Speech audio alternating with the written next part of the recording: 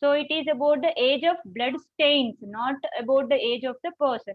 So there is also age of the person, means age of the individual we can also able to identify from the blood. And also here the main thing is age of the blood stain, like it is 2 hours old blood stain, it is 1 day old blood stain, it is 2 days old blood stain. So with that age of the blood stain, we can go back to the crime date, like crime, I mean time since death, same like time since death or time since crime, we can go back to the time since crime based on the age of the blood stains. So there is different techniques to identify the age of the blood stain. So here first about the sex and age of the person, sex and age of the person from blood. So sex of the person we can able to identify. So sex and age from the blood. So sex from the presence of sex chromatin in the leukocytes. So whenever we are getting blood, if we are identified, if we are able to identify that WBC, white blood cells, then we can able to take that chromosomes. I mean that nuclear. Only nucleated cells are WBC. So with finding that WBC, we can able to get sex chromatin. So it is present in the WBC or leukocytes. So if we identify the WBC, we can go for sex chromatin to identify the gender of the person. So sex chromatin, for Y chromosome, there is actually for Y chromosome and X chromosome, there is standard reagents. So for Y chromosome, it is quinacrine dihydrochloride staining. Quinacrine dihydrochloride staining. Then coming to the X chromosome, it is Fuelgen reaction. The reaction name is the Fuelgen reaction, and it is the reagent. So for Y chromosome, we are using quinacrine dihydrochloride staining. Then for X chromosome, we are using acriflavin Schiff reagent. The reaction name is Fuelgen reaction. So it is about the sex identification. So whatever the sample, like from the blood, we can able to identify sex. From the tooth pulp, we can able to identify the sex. And also even fetal sexing also, we can go with these reagents only. So these are helps for the identification of X and Y chromosomes. So here from the blood also we can go with the same reagents for X and Y chromosome. Then Davidson body. So in the last class we discussed about that Davidson body is present in the WBC, especially in the neutrophils of the WBC. So with the presence of Davidson body, we can able to identify that the blood is belongs to the female. So if there is no Davidson body is absent, means it is belongs to the male or boy. So with presence or absence of Davidson body in the neutrophils, we can able to identify the sex. And coming to the age. So age means age of the person here. So age of the person, we may not directly identify like the person was this much old, but we can able to identify whether blood is belongs to the adult person or the newborn person. I mean child or adult. So at the birth, during birth, at birth, blood forms a thinner and softer coagulum. So whenever the blood is very thin when compared to the normal blood, if it is thin, then it is belongs to the newly born baby. And also presence of the fetal hemoglobin, HbF. So there is different types of hemoglobins again. So HbF means fetal, F means fetal. So HbA means adult. So with the presence of HbF or HbA, we can able to identify whether it is belongs to the fetal blood or it is adult blood. So it is also possible from the blood. So to identify this age, whether it is fetal baby's blood or adult blood. So this is only age identification. Then sex identification. So these two are about the sex and age identification. And also nucleated RBC. In the last class I said that nucleated RBC. So the nucleus is only present in the WBC, but when going with this fetal baby is having nucleated RBC up to the 24 hours after birth. So after 24 hours after birth, they will disappear. That nucleated RBC will disappear and they can replace it with the normal RBC, which are non-nucleated. So if there is any blood which is having nucleated RBC, then it indicates that the blood is belongs to the infant baby. So these all are about the sex and age from the blood. Then going to the age of blood stains. So here age of the blood stains. So usually blood in the red color, but whenever it is in the open condition, like whenever it is coming out of the body, then because of environmental conditions, because of temperature, humidity, the blood stain will changes. So there is visual changes like color changes, and also the components present in the blood, they will also go for degradation. For example, even DNA also, after few days, the DNA also will degrades because of that drying, and also because of lysis of the blood cells.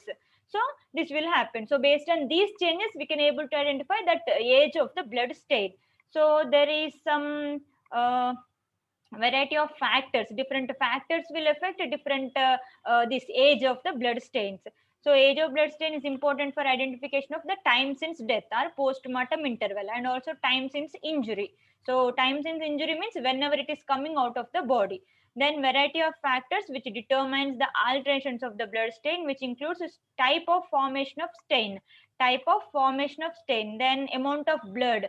So because if there is only one small spoon of blood, then it will get dry easily. But if there is pools of blood, then it will take much time to dry and much time to degrade. So based on that amount of the blood, that age is different. Then thickness of the blood also varies. I mean, it will also affect that age of blood stain.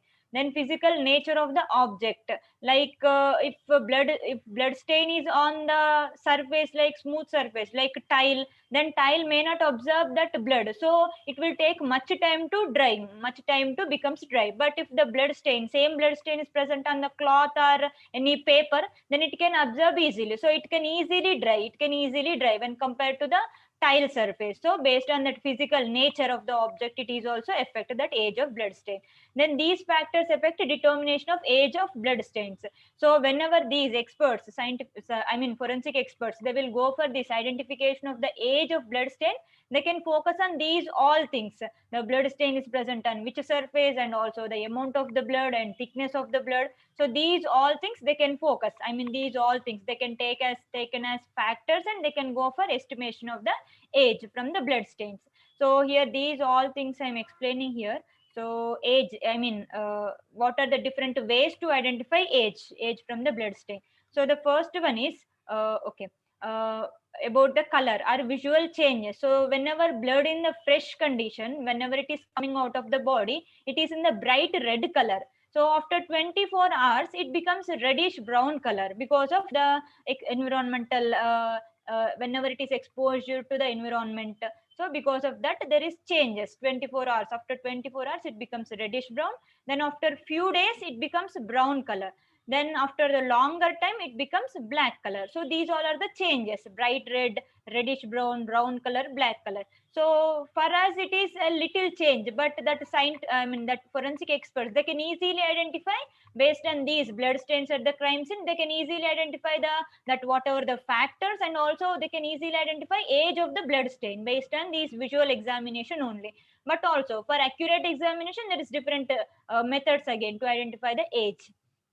So age in the visual examination, that continuation degradation of the oxyhemoglobin to metaxyhemoglobin or methemoglobin. So oxyhemoglobin to the methemoglobin. Because of that, there is color changes. Then hematin alteration of the color and decreasing its solubility in the water. So hematin, it can change that color because of decreasing. I mean, it can change color means it can decrease the color because of solubility in the water. Then color changes usually from the red to brown. Then last it is dirty gray color or blackish color. So these are the color changes in the visual examination. So the next one is progressive diffusion of the chlorine ions. So Fiore, the person Fiore, he gave a method to identify age of blood stains. So he gave a method to identify age of blood stain with the diffusion of the chlorine ions around the stain. With the diffusion of the chlorine ions around the blood stain. So with this chlorine ion diffusion, able to estimate that approximate age from the 2 months to the 9 months. So we can able to identify that age of the blood stain from the 2 months to the 9 months based on that chlorine ion diffusion. So that chlorine ions can diffuse around the blood stain. So based on that amount of chlorine ions, we can able to identify that age up to the 9 months also. Then the next one is enzyme assist. There is 2 enzymes. So first one is peroxidase enzyme. So it indicates amount of hemoglobin present or remain in the stain. So whenever we are adding any reagents to the blood stain, then that whatever the reagents, they may not directly react with the peroxidase. But whenever there is hemoglobin is present, peroxidase will react with that reagent. Whenever hemoglobin is present, that peroxidase will react with that reagent. If there is no hemoglobin, peroxidase, it doesn't react with the reagent.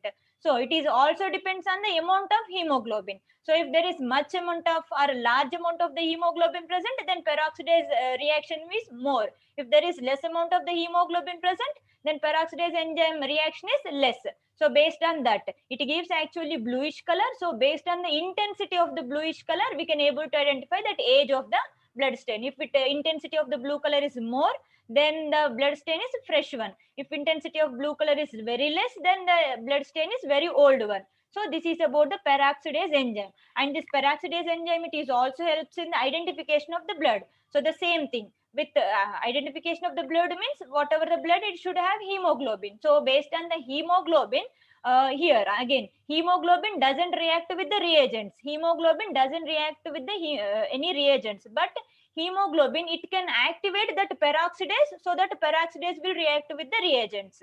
I hope you are understanding that peroxidase or hemoglobin, they don't react with any reagent alone, but in presence of hemoglobin, peroxidase will react with the reagents. So it gives bluish color. So it indicates that presence of blood, and also it indicates that age of the blood stain, age of the blood stain. Then the next one is guaiacum reagent. So the same like peroxidase, here guaiacum reagent is used for the peroxidase present in the blood. So it is guaiacum reagent, it is for identifying that peroxidase present in the blood. It gives blue color. The two are of course the same things, peroxidase enzyme it is, and also guaiacum reagent, it is also for identifying peroxidase which is present in the blood. So it gives blue color. So as I said, intensity of the blue color, it is varies with the age. So based on that blue color intensity, we can able to identify that age. So for these all things, they can maintain that forensic experts, they can maintain the standards. They can maintain standards, like they can take blood and they can dry it for several times. I mean several time period, like 1 day, 2 days, 3 days. Then whatever the for 1 day, they can go with this enzyme assays, and whatever the results, whatever the intensity of blue color, they can make it like standard copy. So for individual time periods, they can make standard copies, and they can, whenever the crime scene sample is coming for examination, they can go for comparison with that standard samples or standard results. They can identify that exact age, estimation of the age. Then Immuno Electrophoresis. So based on the serum protein profile in stains, blood stains, as a function of age of blood stain. So from 15 days to 1 year, this based on the serum proteins. See, what is the serum? Blood, blood cells, and the remaining thing in the blood is the serum. So serum and cellular portion. So whatever the serum, it is having some proteins. So that whatever the serum proteins, they can degrade after several time periods. So based on their degradation, whatever the serum proteins present and what are degraded, based on that, they can go for age identification from the 15 days to 1 year. So some proteins are detectable up to 1 year also, 365 days. So some proteins can be detectable up to 365 days. Means they may not degrade even after 365 days also, whenever that blood is coming out of the body. Then detection of the albumin. So albumin is present in the blood. So Sensaberg, the person Sensaberg, in 1971, he found that albumin is detectable by its immunological reactions in a dried blood sample. So it is up to the 8 years. So even up to the 8 years, that albumin is detectable. So we can able to identify that age of the blood stain even up to the 8 years old also. So we may not get that blood stain. That much old blood stain we may not get, that 8 years old blood. But he proved that it can able to identify age up to the 8 years also. So below 8 years, we can anytime we can able to identify based on the albumin which is present in the blood, and the changes in the albumin based on the changes present in, based on the changes happening in the blood stain, we can able to identify that age of the blood stain. The next one is C14 dating, carbon 14 dating. So the carbon 14 is it is a radioactive form from the carbon.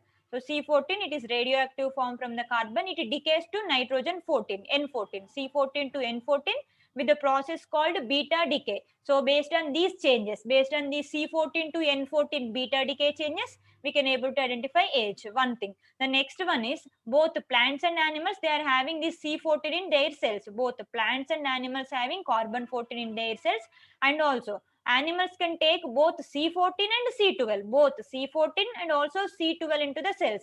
But if once death happens, death of the person happen, there is no more C14 taken into the body. Means even death happened, or whenever that blood, that whatever the portion of the blood, if it is coming out of the body, if it is coming out of the body, then there is no taking of that C14. So there is no C14, there is only C12. So based on that ratio of the C14 to C12, it helps to identify that age of the blood stain.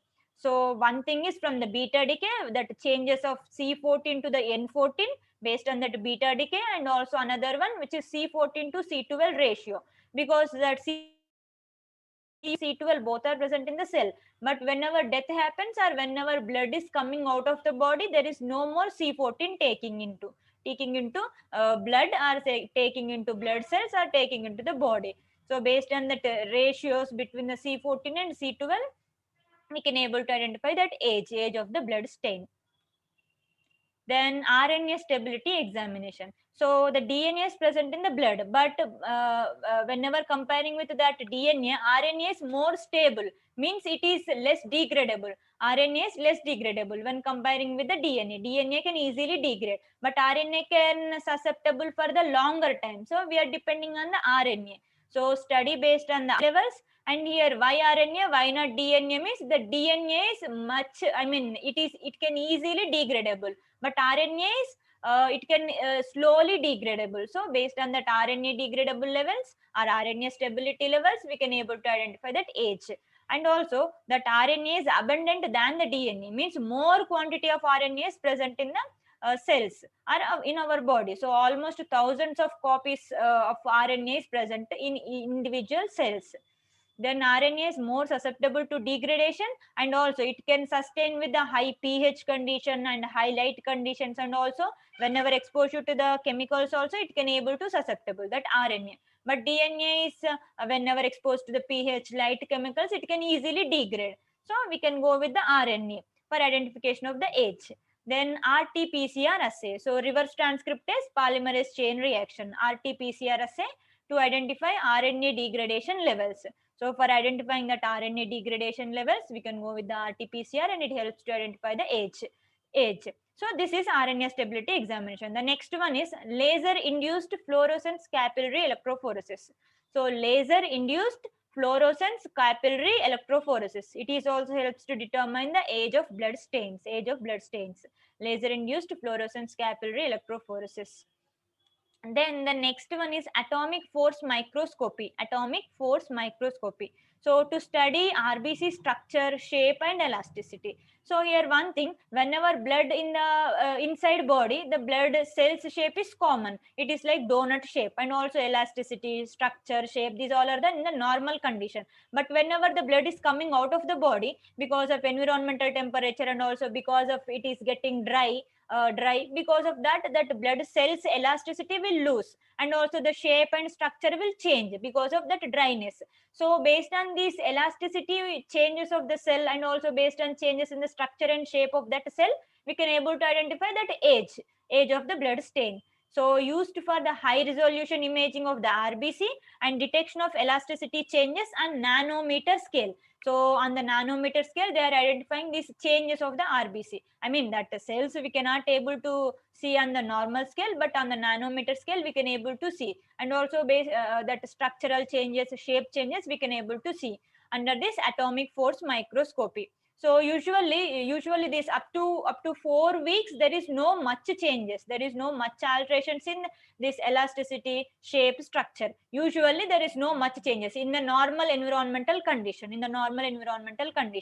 And to know this elasticity of RBC, see again, they can maintain the standards again. So that is experts, that forensic experts, they can maintain the standards, like they can take the normal blood from the body and they can dry it for different time periods, like for 1 hour, for 2 hours, for 5 hours, for 1 day, for 2 days, for 30 days. So like these different time periods they can dry, and they can observe under the atomic force microscope, and they can note that changes. What is the difference between the fresh blood and drying after the 1 hour? What is the difference between the fresh blood and drying after the 1 day or 1 day or 30 days, whatever the time period. So they can note these things. So whenever they are getting these samples from the crime scene, they can directly go with the comparison.